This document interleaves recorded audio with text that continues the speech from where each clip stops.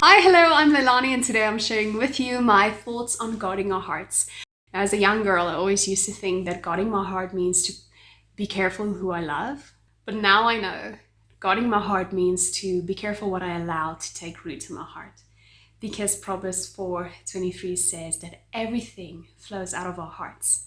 And our heart is a very powerful place because that's where we make plans, that's where everything flows out of, and whatever we speak is actually rooted in our hearts. So the heart is a very powerful thing, and it's the origin of life as well. So as I grow older, I tend to think that my toes are growing because people tend to step on them quite easily, and then I would get offended. And I'm a firm believer to practice what I preach, so therefore I'm sharing this message with you.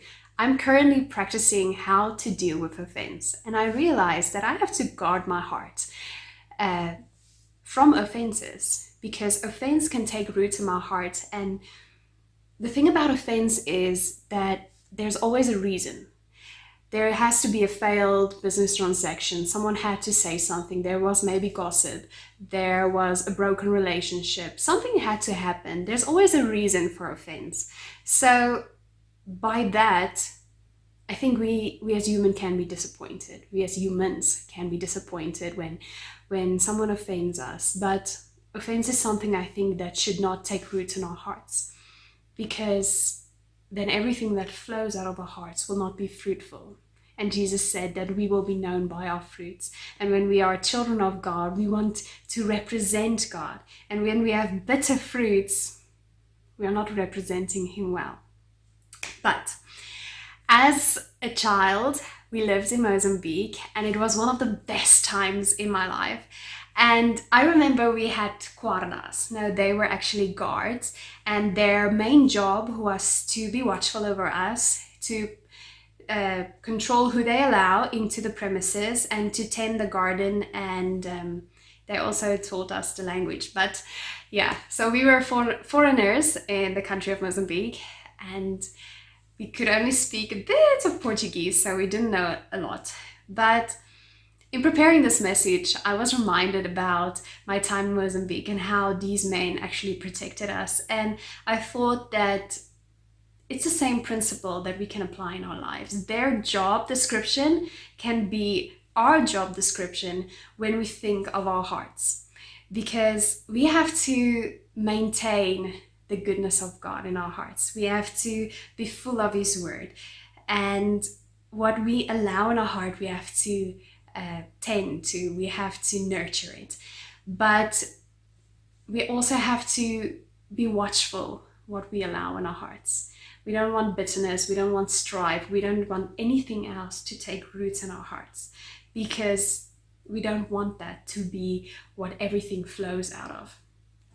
And one of the things that I'm learning is to put my offenses at the feet of Jesus, to give up my right to be offended. So 1 Peter 2 verse 24 says the following, and I want to read it with you. It says, He personally carried our sins in His body on the cross, willingly offering Himself on it as an altar of sacrifice, so that we might not die to sin, becoming immune from the penalty and power of sin, and live for righteousness. For by His wounds, you who believe have been healed. And I think Peter is not just writing here about physical healing, but also emotional healing, because everything that hurts us, everything that is traumatizing, every negative word that is spoken to us, every failed transaction, you get the point. But I think it becomes emotional and comes and sits in our hearts when we allow it. And I think Jesus came to heal that brokenness as well. And therefore, if I'm a person that gets easily offended, I want to be able to know that Jesus came to release me from that offense. So I have to give up my right to be offended. And here are two things that I'm currently applying to my life, that I'm learning. And firstly, it would be to watch what I hear. Because I have a boyfriend, and he has a lot of funny things that's part of his woordeskat. And as he speaks, I just love that when he says these words, and then I would catch myself randomly throughout the day using his words. And then I would think to myself, this is not part of my vocabulary. That's the word. So this is not part of my vocabulary. And I learned that when I hear something, subconsciously, it comes and sits in my mind, in my heart. I don't know, but it comes and sits with me. And so what I hear, I have to be careful what I listen to. So as a child, we always used to say, no, no, no, no, no, no, no. And as an adult, we don't do that because that's childish. But I think sometimes it's good to do that mentally. When someone speaks to us and it's not positive or it's not beneficial for the growth in our hearts, we have to cut it off and say, I will not listen to this. I will tune to a different channel, because I think we can be a bit strict on our boundaries and say, you know, I will not allow this because this actually affects me negatively. And then the second thing that I'm learning is to watch what I say. Because Luke 6 says, what the heart is full of, the mouth speaks of.